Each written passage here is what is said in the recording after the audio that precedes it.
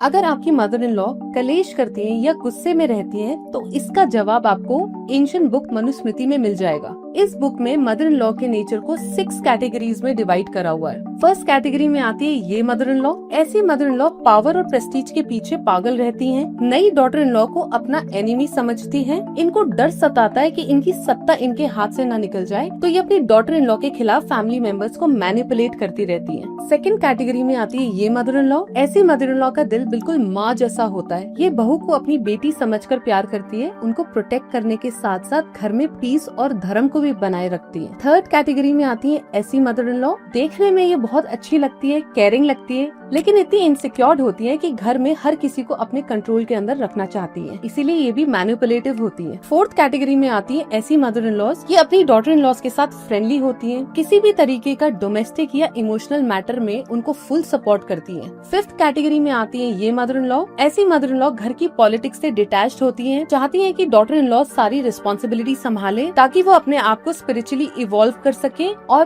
पूजा पाठ में टाइम बिता सके। सिक्स्थ कैटेगरी में आती है ये मदर इन लॉ। ऐसी मदर इन लॉ कलेश पसंद करती हैं, ये आपको कांस्टेंट क्रिटिसाइज करेंगी, बिना आर्ग्यूमेंट या डांटे अपनी बात नहीं बोल पाएंगी। ऐसी मदर इन लॉ घर का पीस चुरा लेती हैं और ऐसे घर का कलेश कभी खत्म नहीं होता। कमेंट करके जरूर बताएं कि आपकी मदर इन लॉ कैसी है, और ये रील आप अपनी मदर इन लॉ के साथ भी जरूर शेयर करें, क्योंकि सास भी कभी बहू थी।